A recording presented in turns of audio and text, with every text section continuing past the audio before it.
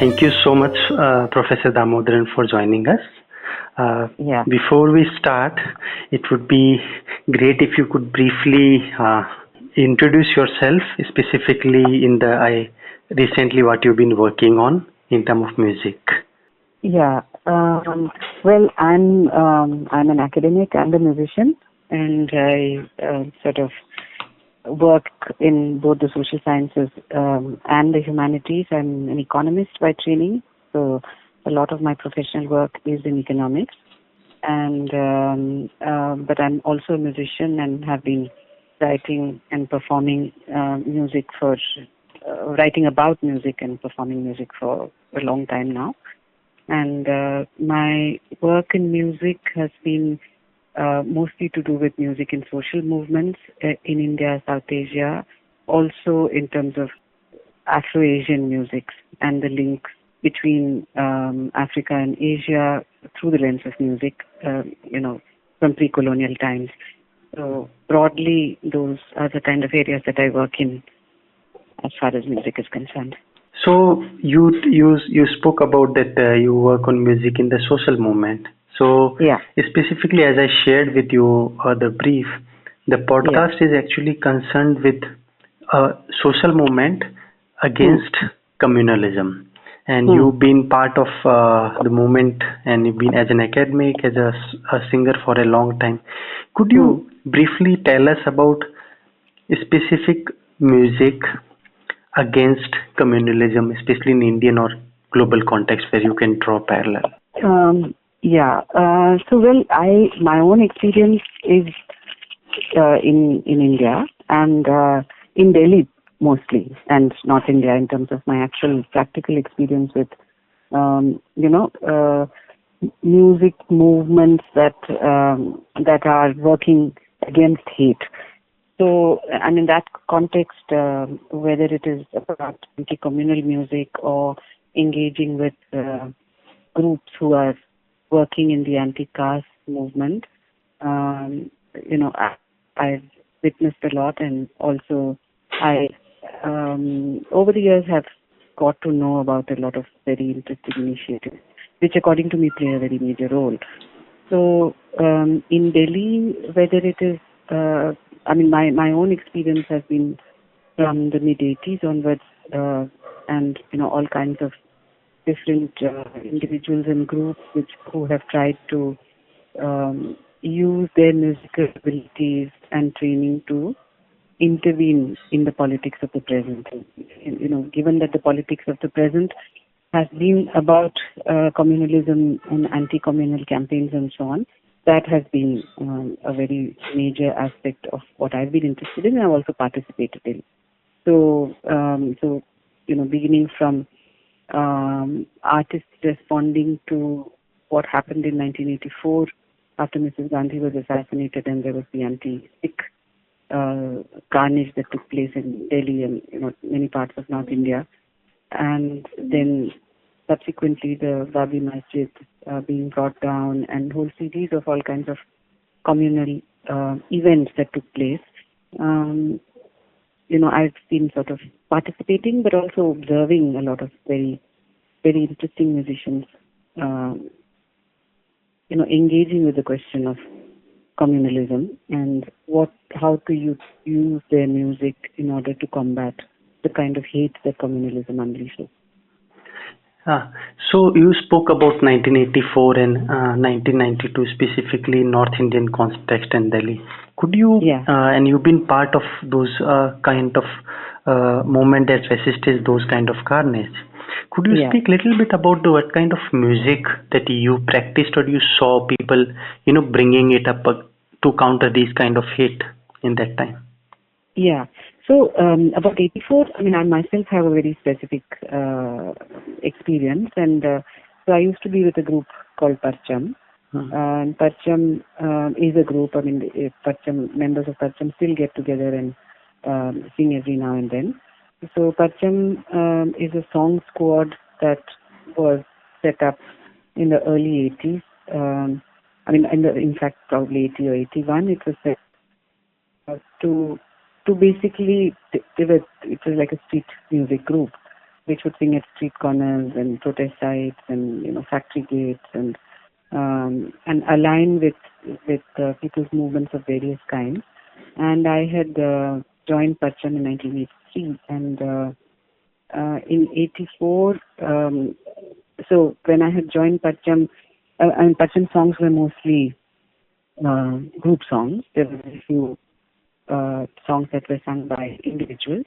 And at that point, so when I joined Pacham sometime in 84, when I had when we were rehearsing, Safdar Hashmi had actually heard me sing in the rehearsal, and he then got very enthusiastic and basically taught us a song which he had been wanting to develop for a very long time, which was Mattu Mohyuddin Jaane Wale Sipahi Se Poocho. So he taught it to Pacham. And basically Safdar and Kajal Ghosh, who was the group leader of Pacham, and all of us together developed that song, which was from the 1940s, at the time of the Second World War, and we had developed it basically as me singing solo and a chorus, sort of accompanying it. And that song had been developed, and we hadn't really performed it anywhere. And 84, after Mrs. Gandhi's assassination and the riots broke out, and the carnage broke out in Delhi, and it was a very tense situation. There was a peace march that was organized, and those were some of the early instances where these citizenship committees for communal harmony and for peace and all of that were being established in Delhi, and which consisted of artists, lawyers, academics, also many people who were actively involved in politics were part of these citizenship committees. And it was actually it had organized a peace march through Delhi University, which was to culminate in Khalsa College, because that was the place where the Sikh community felt safe. And there was a lot of anger. There was a lot of the mood was also retaliatory, because young men were feeling helpless and just wanted to go out and retaliate, to avenge really the deaths of members of their family. And every family literally had lost at least one male member, including newborn babies. So in that kind of an atmosphere, this peace march, and I was an undergraduate student in Kirodimal College at that time.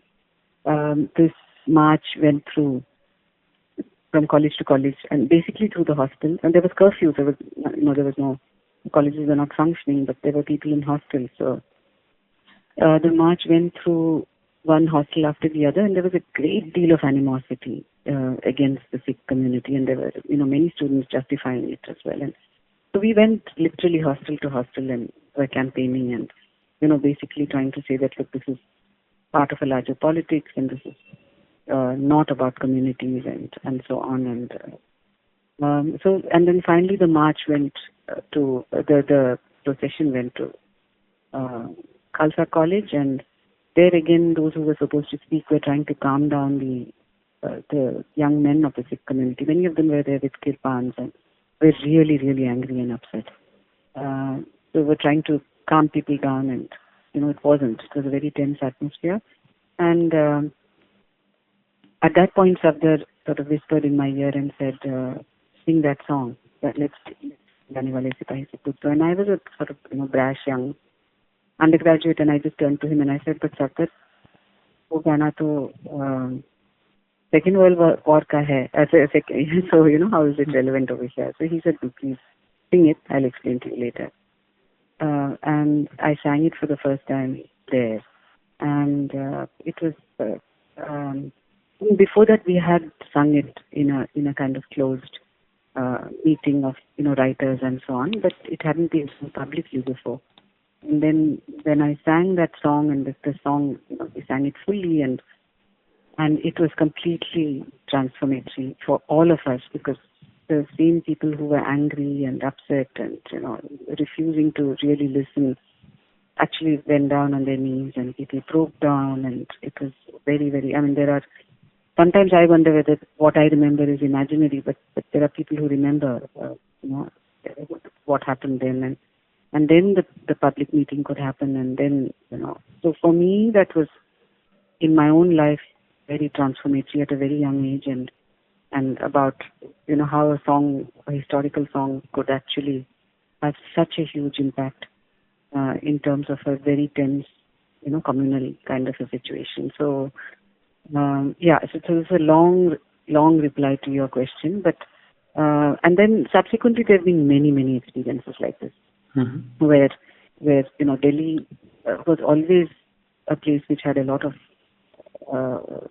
intercommunal conflict, and it was a very common thing for the walled city to be literally cut off because there was curfew, and campaign after campaign would actually go there, committee against communalism and all of that, so we would all go as part of it. And I remember innumerable instances of Kacham performing in the town hall and performing in outside the town hall in Chandni Chowk, and outside the Jama Masjid or the Fatehpuri Masjid and so on, and campaigning or actually speaking to those who had been affected by communal riots and all of that. So there have been any number of instances where I personally have had experience, but then I've also witnessed lots of people who were, then beginning to actually think very seriously about this.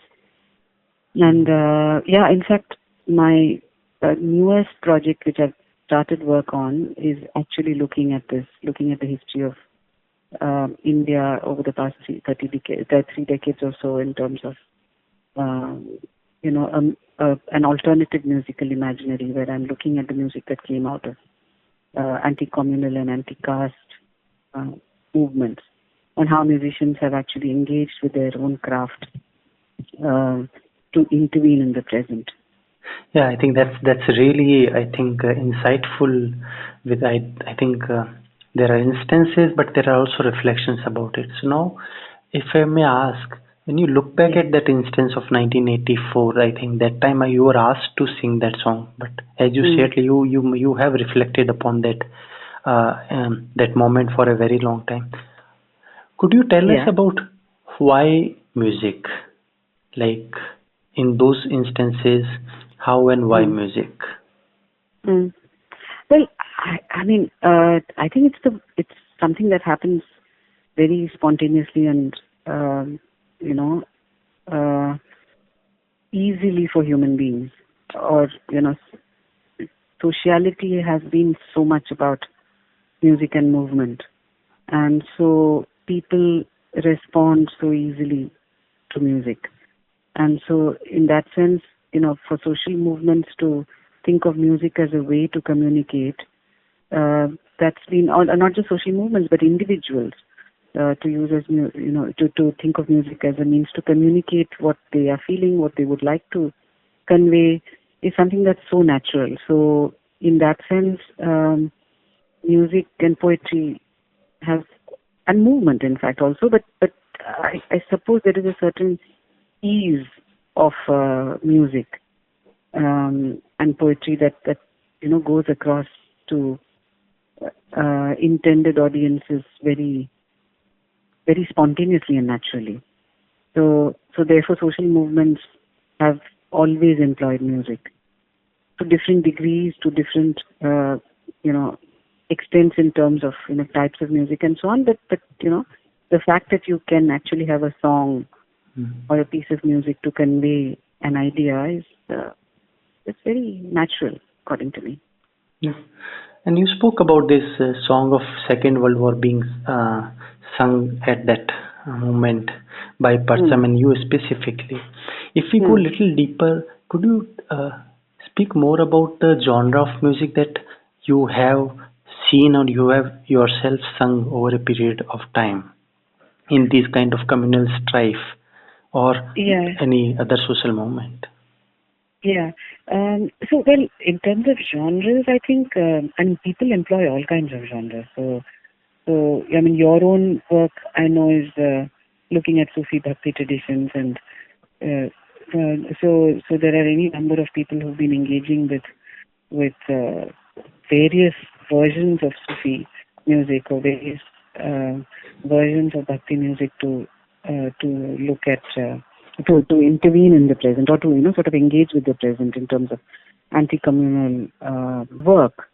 Uh, but if you ask about me, I really don't know what genre because what I've been performing over the years is I don't think I can actually classify it in terms of genre. Mm-hmm. It is music that's come largely out of social movements, or it's also music that I've composed myself as well. When I'm moved by a piece of poetry, then I've also composed. So, and some of that poetry has been older, some of the poetry has been contemporary. I've worked with contemporary poets, not just in India but also elsewhere. And and sort of when something moves me, I compose. And how do I compose? What do I compose? I'm not very sure. I mean, it comes from all kinds of traditions. So I've occupied a lot of different cultural spaces, over my life. So I've lived in different parts of India. I speak many languages. So to some extent, I also compose and sing in many languages. And but those are not genres necessarily. Mm-hmm. So, but what happens then is when I'm singing something in Malayalam, for example, which is my mother tongue, there is a certain aesthetic of certain kinds of music from Kerala, which is, I suppose, or if I'm singing a Punjabi heer, then that is definitely a genre, right? Mm-hmm. Or if I'm singing something that comes from Telangana in Telugu, that absorbs the aesthetic of particular kinds of singing and tunes that come from Telangana. So I really don't know how to classify it in terms of genres. Yeah, I think this is quite a large body of work across time and space and style. So, I think during my conversation regarding this project to so many individuals and even the readings that I did, there's something a broad phenomena that I have came across that 80s and 90s was the time there was this constant uh, kind of quote unquote I would say the realization or uh, assertion that this the progressive in quote unquote or the secular in quote unquote from the western style is not working anymore in India, and a section of progressive and people who believe in communal harmony and uh, you know equality, they said okay, we need to go back to our roots, and that roots could be anything. So one of the figure that came out of when people started finding that secularism of indigenous kind was Kabir, and we all of us have a very different reading of Kabir. So not going into that, do you think that because you were active at that point of time, you were private, you were part of those conversation? What is your thought on this thing? Yeah, I mean, I would say that I was privy to, I can't say conversations necessarily, because a lot of this was actually happening by individuals, people working with their own material and all of that. But, of course, one event which really transformed things in Delhi was Sardar Hashmi's assassination. And after he was assassinated, there was a huge upsurge. And that became like those would be conversations, if at all. So there's this big a set of events that was organized by the Sardar Hashmi Memorial Trust, which was called Anhad Garje, brought together a lot of artists who were actually working with different kinds of forms at that point. And so those conversations definitely were happening. And so what does so Madan Gopal Singh, for example, I've had series of conversations with him over the years, but he was one person who was thinking very carefully. M.K. Raina, Madan Gopal Singh, and all of that were really working with the Punjabi Sufi tradition, or with how that actually gets employed in rethinking Brecht. So I wouldn't want to really say that, I don't think it's a correct reading to say that there was a certain thing that, the Western secular music is not working anymore and it's about going back to the roots, I think that's an artificial divide. And I believe this from my own experience, I think that's an artificial divide. It's one thing to say that, certain kinds of compositions and songs which just take from a particular kind of Western tradition, might not work with Indian audiences anymore, but musicians are doing much beyond all of that.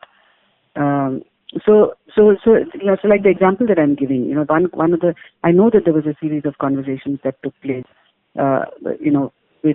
between, people like M.K. Raina and Madan Gopal Singh and so on, and they were working with Brecht. They were thinking deeply through Brecht's views on music, but at the same time also engaging deeply with the Punjabi musical traditions from the past. So it was a conversation that was happening that I think they were trying to figure out what progressive music means. And that progressive music meaning was not just limited to going back to the past or, going back to our roots, because people were rooted already. These were all people who had strong roots and who were thinking through their roots and thinking through what modernity means in terms of a cultural intervention, and were thinking differently by then.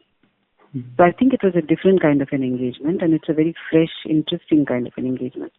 But I don't really want to see it as a rejection of so-called Western, secular music, because I don't think Indian musicians were ever mechanically doing Western secular music. Yeah. I mean, my own work, that's what I've argued. That's been a stereotype of the left and of the idea of the progressive, I think. Yeah, I think these kind of conversation, I think I spoke to M.K. Raina, N.K. Sharma, and I'm speaking to Madan Gopal Singh as well. I think these kind of similar insights I got from them as well.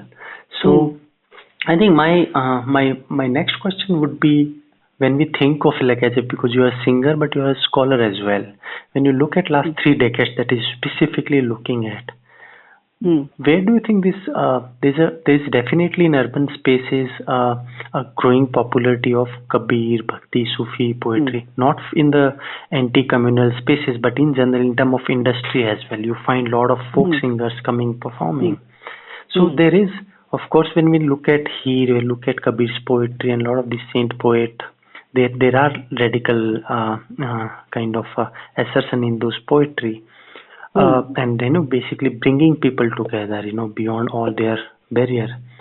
How do you think, because I shared with you about the project, that project specifically taking this poetry in spaces where the communal riots has happened recently, and this organized by police department, which is part of the state, and part of the state which is responsible for law and order. What is your thought about this kind of intervention and initiative? I think you're talking about initiatives where these kinds of musics are being taken to counter hatred, right? Yes. Yeah, I think that's fantastic. I really think that's fantastic, even if it is sponsored by the state or whatever it is, because and I really see that as a success of this alternative imaginary. Yeah. So that these people were all actually thinking through and creating, sort of nurturing a certain alternative cultural imaginary by bringing Kabir and, Bule Shah and all of that into a certain public, alternative viewing, and that gets taken up by the commercial media as well. In fact, this project that I'm working on is, in fact, that's exactly what I'm arguing, that it's become part of the popular imaginary, even if it's even if audiences might be niche audiences, but then, people want to be known as Sufi singers, Sufi punk, Sufi rock, Sufi, all kinds of things. So the very legitimacy of the idea of the Sufi in the public imaginary, and the fact that, then if it becomes a legitimate way to counter hatred. I mean, I think it's great, and I think it's a certain success of the radical project that this happened, even with all potential dangers. Yeah. That it can become stereotyped, it can become, controlling and all of that. But still, if it's being done actually in a situation where there's been, communal sort of violence, then I think it's great. I think you kind of preempted my question, and it is about pertaining to the dangers. So during my this project's recording, I spoke to a lot of stakeholders who were part of organizing this festival. So when we think about culture and cultural practices and religious practices, and look at them as our traditions, the line between culture and tradition is kind of blurred a lot of time.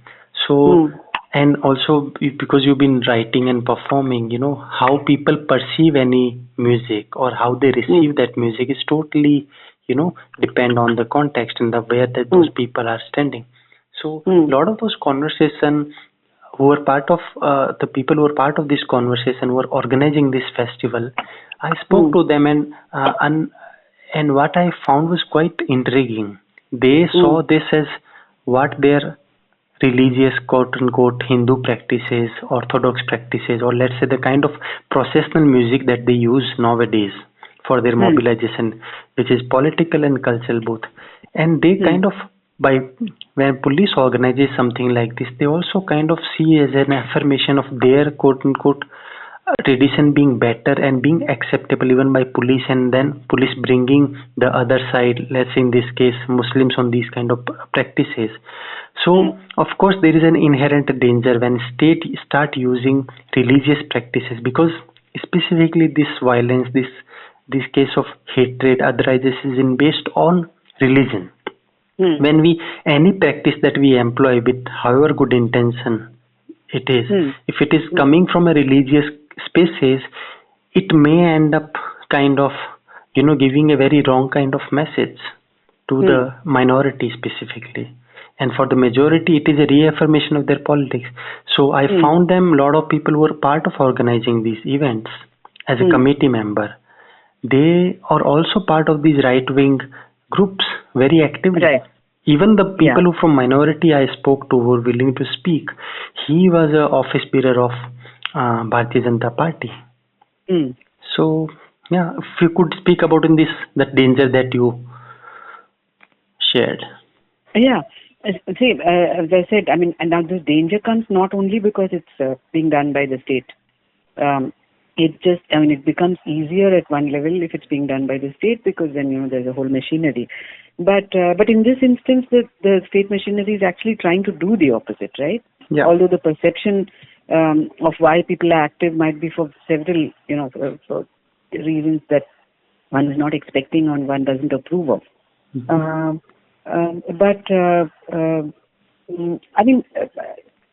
I think what there is always that danger, and that a certain majoritarian, or let's say a conservative set of people are going to, be at the helm in a lot of these kinds of events. Now, this is something that could happen in a social movement as well.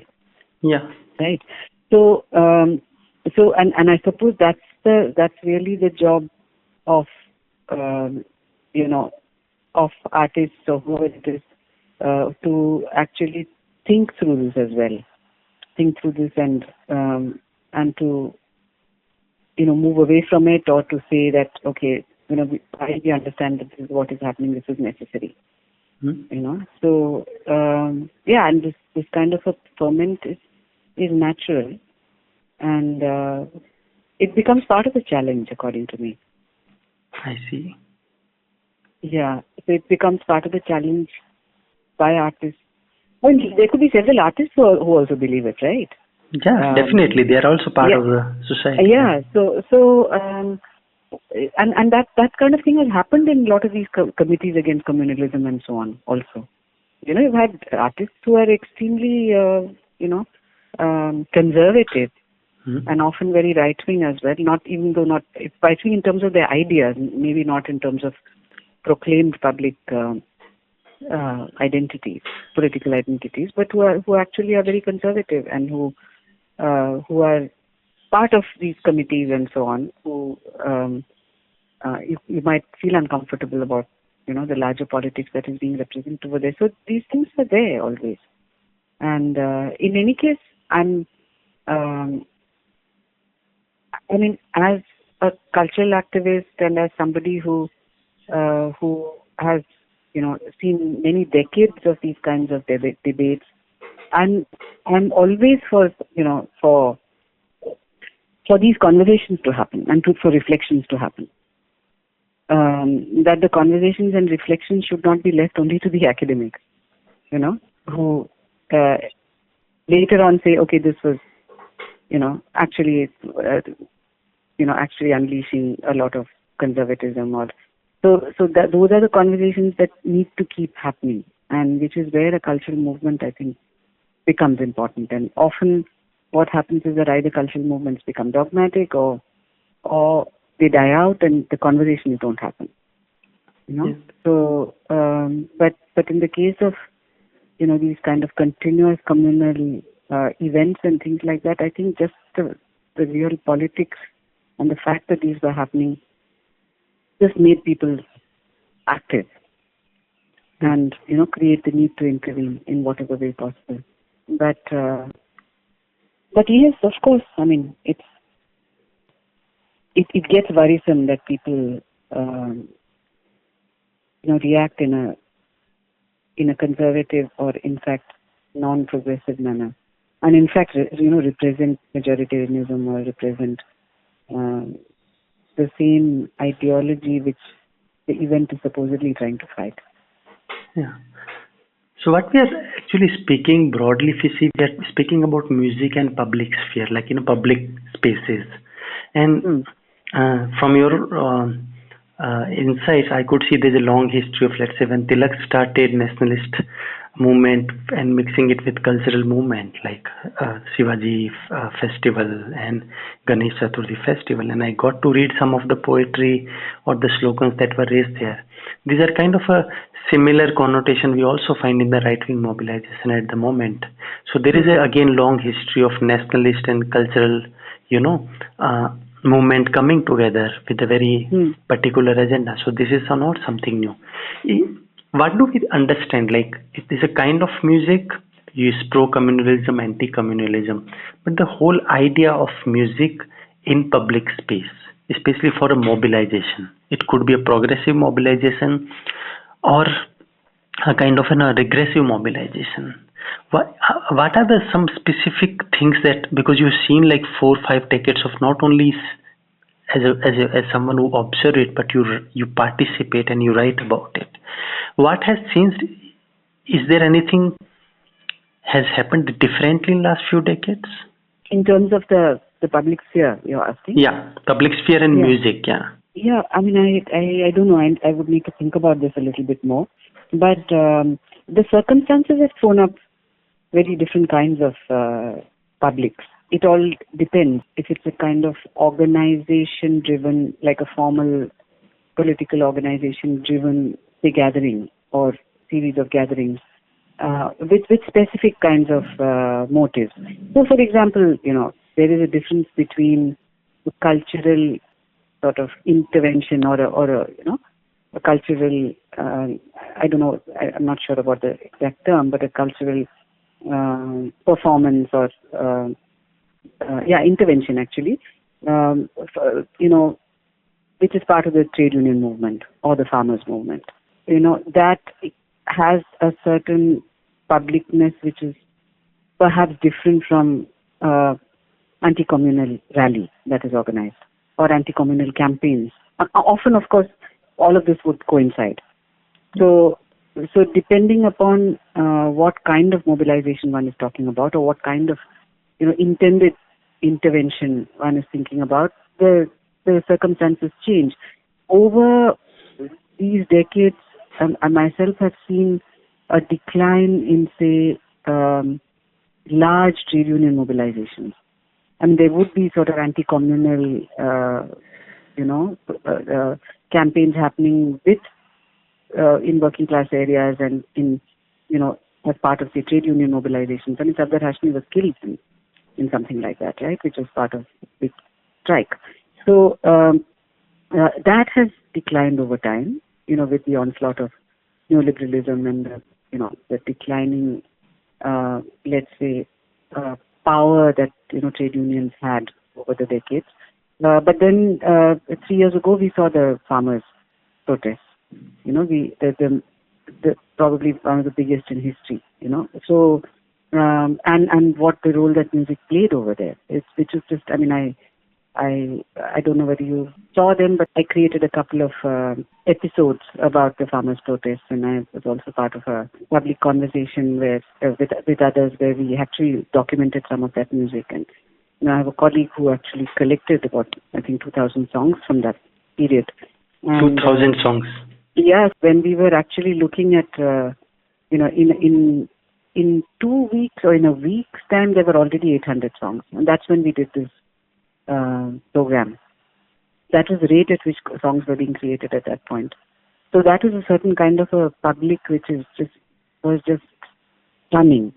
And with COVID and with defying the kind of might of the state on the various borders of Delhi, that huge movement created and brought back a certain kind of mobilizational sort of prowess of the left, which was unbelievable. So yes, of course. I mean, so what I'm trying to say is that things have changed and things have also not changed in a certain sense. With the anti-CA protests, this is something that I've been saying, for some time now, that it was a completely different kind of public that was created. Different, I mean, with continuities, but actually different. For the first time, many of us who went and performed in Shaheen Bagh and in the other venues, we saw the emergence of performance venues which had actually no precedent in the last many decades. Perhaps there was a precedent in the 40s when the IPTA was formed and all of that. So there were, I hadn't witnessed, for example, these kind of deeply rooted classical singers, and singing devotional music and so on, sitting on stage, getting up, and making way for a rap singer, or a stand-up comedian, So, and it was fantastic because, and the audience was sitting and watching and listening to every single, and many of those places, the largest part of the audience was Muslim women, and who just sat and listened to the entire thing, whether it was deeply devotional South Indian classical music or rap, or ghazals or whatever it was. So that kind of public was created out of those circumstances, I think, and so that was quite different and quite striking, I think. This is, I think, something very new and wonderful that I think our audience also will appreciate it. That the music has a particular kind of audience that we perceive. Oh, the classical music has certain audience, rap music has certain audience. So they could exist in public spaces, but those public spaces would be differing to each other. But then coming all of them together, which also means their audience coming together, or the audience actually being exposed to newer kind of music. So I think in that way it's interesting that this boundary within people and within musician is also being broken, and that's what I think the difficult time demands, that you come out of your zones and then you go out among the people with your music. So I think quite interesting. Is there anything else you would like to, because you know the context and my question, and because I could not comprehend the whole body of your work and in terms of singing and academic, anything that you would like to share with us in terms of reflection, thought, ideas? Yeah, I mean, I can share with you what I'm interested in from the point of view of being a musician as well as an academic, which is that over a period of time, I've been interested in the social history of music And I've been, there are a lot of people now working on the social history of music in India, and of course, globally there's so much literature. And but one of the things that I find lacking is actually looking at music from the point of view of performance itself. So for example, often people say that, in my own case, they say you're a musician, but you're also a scholar. Now, for me, my music scholarship has come entirely from being a performer. Yeah. I mean, of course, being a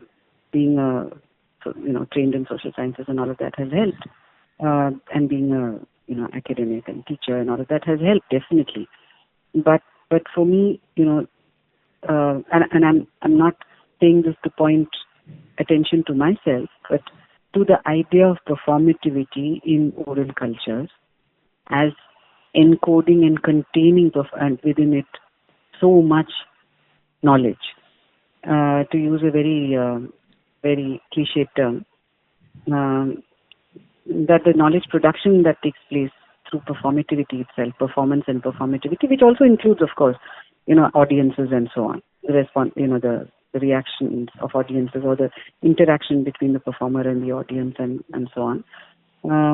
That I really think is something that needs to be explored far more, understood far more through what performers think. And that, I think, will give us a lot of insights into the role of music in our society. So this is something that I'm personally interested in, and I'm also working on. So when I'm looking at the music of anti-communal movements or anti-caste movements, what I'm interested in is to speak to performers and find out what are the performative elements that actually create an anti-communal imaginary. So, and what is it that, in terms of interaction with audiences, in terms of their bodies, in terms of their voices, choice of instruments, choice of repertoire and so on, how does that actually, help intervene in the present or try and reimagine the future? So that's something that I'm deeply, deeply interested in, and I hope more and more young people can actually point us in interesting directions as far as that is concerned. Thank you so much. It is really wonderful speaking to you.